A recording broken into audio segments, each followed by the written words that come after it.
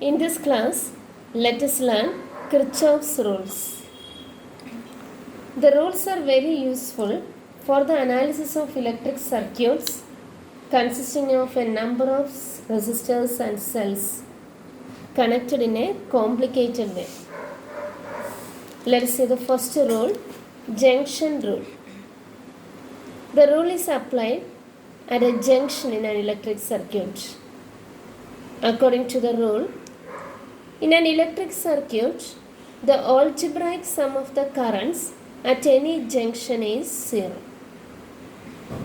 That is, sum of the currents, summation I is equal to 0.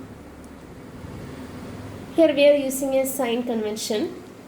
According to the sign convention, current flowing towards the junction is considered as positive, while current flowing away from the junction is considered negative.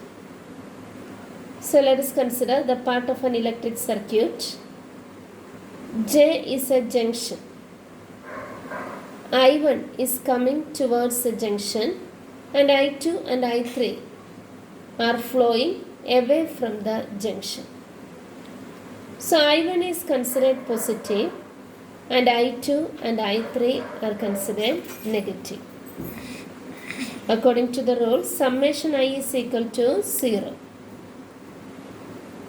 So we can write I1 minus I2 minus I3 is equal to 0. Or we can write I1 is equal to I2 plus I3. That is, total current coming to the junction is equal to total current leaving the junction, or incoming current is equal to outgoing current. This is in accordance with law of conservation of charge. Now let us see the second rule. The second rule is known as loop rule. And this rule is applied for a loop. According to the rule, around any closed loop of a network, the algebraic sum of the changes in potential must be 0. That is, summation V is equal to 0. For a resistor, the potential difference V is equal to IR, the product of current and resistance. And for a cell, the potential difference between the terminals is EMF.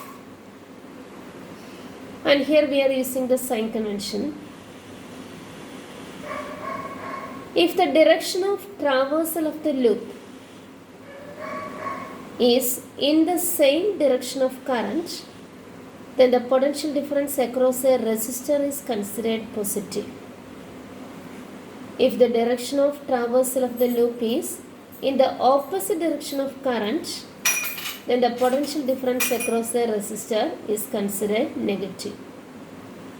We can take the direction of traversal as clockwise or anti-clockwise. And for a cell, if the first terminal we met is a positive terminal, then the potential difference between the terminals, that is EMF, is considered positive. And if the first terminal is a negative terminal, then the EMF is considered negative. And this is in accordance with the law of conservation of energy. And let us see an example.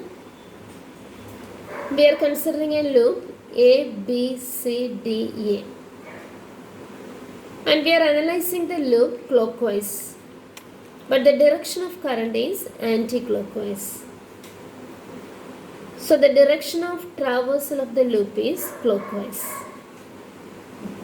The potential difference across R1, that is VR1, is equal to IR1 and is negative because the direction of traversal is opposite to the direction of current. Similarly, potential difference across R2 is minus IR2. The current flows anti-clockwise and the direction of traversal is clockwise. For R3 also, the potential difference V is equal to minus IR3. And for E1, the potential difference across the cell is positive because during the traversal, we met the positive terminal of the cell first. But for E2, the potential difference is minus C2 because the first terminal of the cell is negative. So according to the rule, summation V is equal to 0. So we are analyzing the loop A, B, C, D, A. So first it is from A to B. The first element is R1. The PD across R1 minus I R1, and the second element is C1. The PD across C1 is plus C1. The third element R2, PD across R2 is minus IR2. The fourth element E2, it is minus C2. And the fifth element R3, the PD is minus IR3. The total sum of the PD is equal to 0.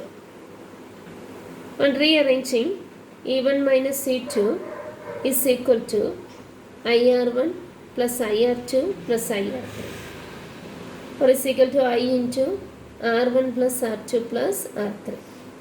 From this equation, we can calculate the current. I is equal to E1 minus E2 by R1 plus R2 plus R3.